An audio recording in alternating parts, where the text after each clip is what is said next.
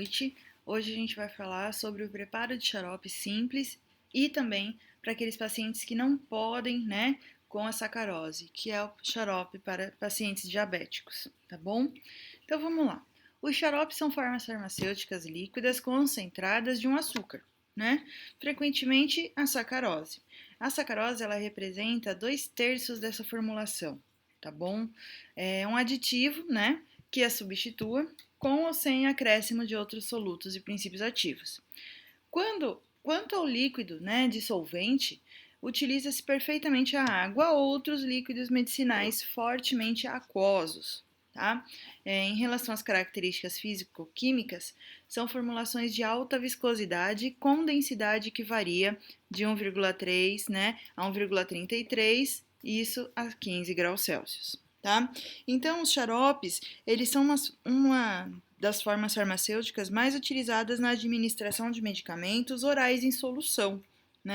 Isso se deve, em grande parte, por conta da incapacidade de pacientes infantis e idosos de deglutirem formas farmacêuticas sólidas, além do sabor agradável dos xaropes, o que favorece essas características organolépticas dessas formulações, tá? E também acaba aderindo esse paciente à terapia, tá bom? Dessa forma, é bastante comum a solicitação ao farmacêutico que prepare xaropes, que veiculem medicamentos, disponíveis na farmácia alopática na forma de cápsulas ou comprimidos. É claro, que esse profissional responsável pela formulação primeiro precisa avaliar a solubilidade, a estabilidade, a biodisponibilidade do fármaco em questão.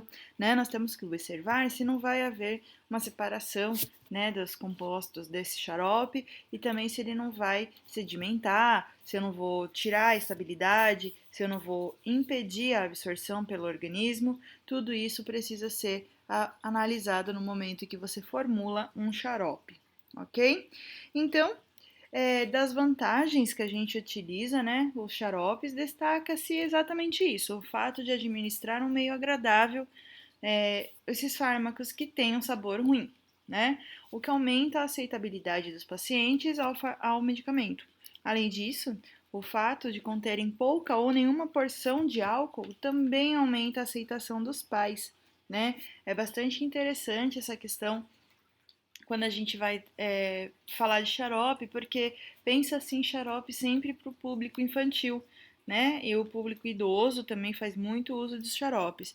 Já a porção adulta, da sociedade, já prefere os comprimidos, por ser justamente mais fácil de deglutir, Então, é o comprimido, dá o comprimido, toma com água, acabou, A criançada não, eles já não conseguem fazer essa deglutição do comprimido. Então, ou você corta em 300 pedaços, E aí você perde o princípio ativo, você perde pedaço do, do comprimido, ou você ganha uma briga feia, fazendo a criança tentar engolir aquele remédio, tá bom? Se for o xarope, você já consegue fazer isso de uma forma mais fácil, tá? E a vantagem é que não contém, álcool, ou muito pouco, E mesmo assim, um álcool que vai sumir nessa formulação.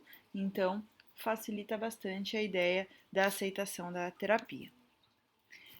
Qualquer substância de característica hidrossolúvel estável no meio aquoso pode fazer parte da composição dos xaropes. Então, olha só, qualquer substância de característica hidrossolúvel, ou seja, que se dissolva, na água, tá? E se mantenha estável. Tá? Então, ela pode fazer parte da composição dos xaropes.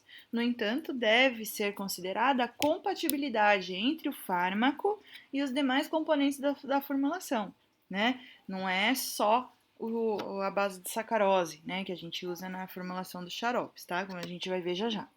Além disso, é importante ressaltar que o xarope oficial é contraindicado para pacientes com diabetes ou com restrição de açúcares, tá? Por quê? Porque a forma farmacêutica, de xarope, ela é a base de sacarose. O que a gente acaba fazendo? Adaptando essa forma farmacêutica para que os demais pacientes também tenham acesso ao uso dela, tá? Isso evidencia a importância da atuação do farmacêutico no preparo dessas formulações. Claro, é a gente que estuda essa parte da formulação, é a gente que está lá verificando se tem a compatibilidade ou não, verificando a farmacopeia, verificando os ativos, verificando as doses que estão sendo necessárias, tá? Garantindo que o produto final tenha estabilidade adequada e que atenda às necessidades do público a que ele se destina. É claro que de repente a pessoa tem diabetes, né? E além disso, ela tem alergia a algum corante. Então eu preciso dessas informações também na hora da formulação.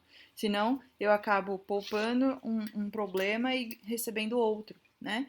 Então, todas as informações é o profissional farmacêutico que sabe fazer esse tipo de questionamento e sabe as substituições necessárias, ok?